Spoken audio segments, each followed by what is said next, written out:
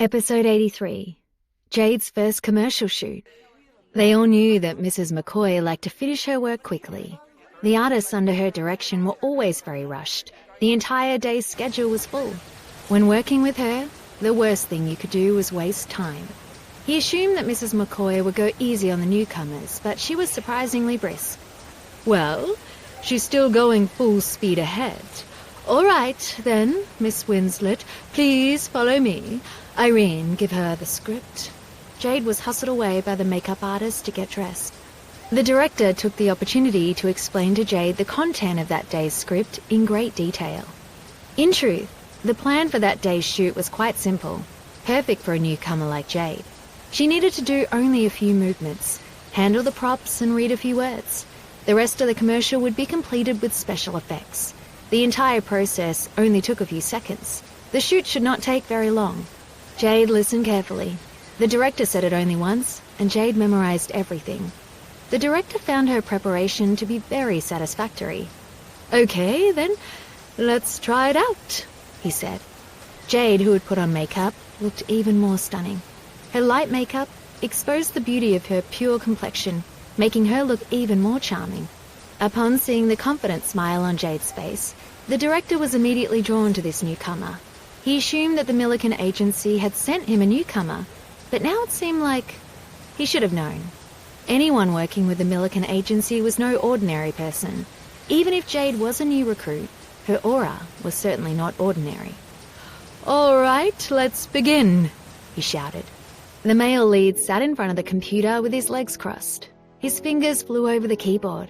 He concentrated on forming a team to fight the monsters in the game he was playing, and he inadvertently ignored Jade, who was standing beside him. But just as he began, the director shouted, "Cut!" The male lead was like Jade, also a newcomer. Jade didn't know him.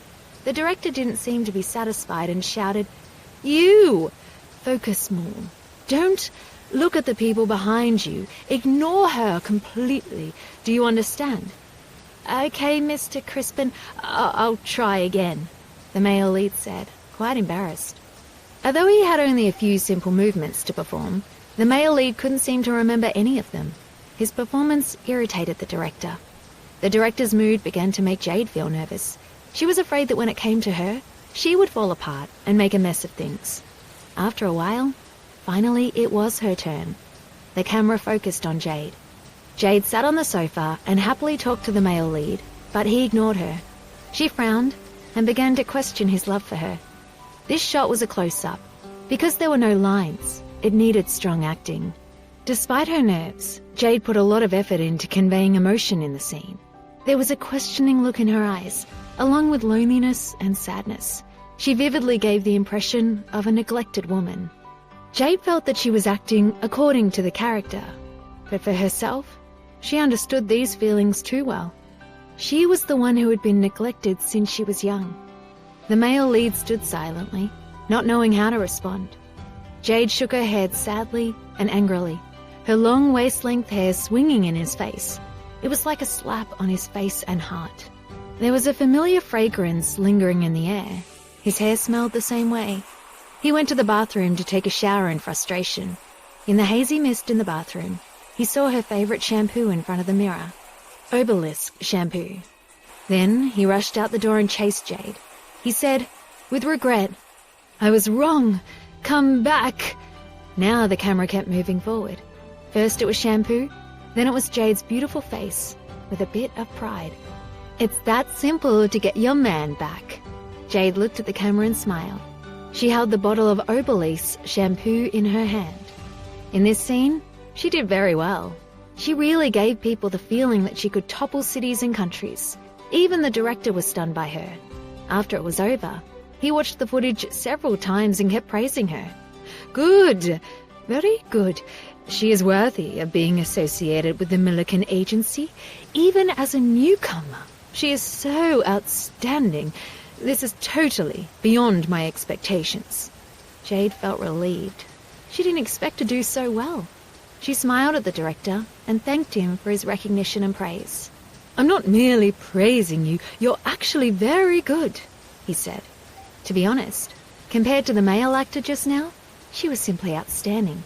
He had never seen her film any work before, so he hadn't expected her to perform so astonishingly well. He had heard that the Millikan agency would never sign an artist who had yet to debut anywhere, so when he first found out about her, he was a little surprised. But now, he has begun to understand. At this point, Mrs. McCoy came over with an expressionless face. Jade nodded and said, "Mrs. McCoy." Her heart was pounding.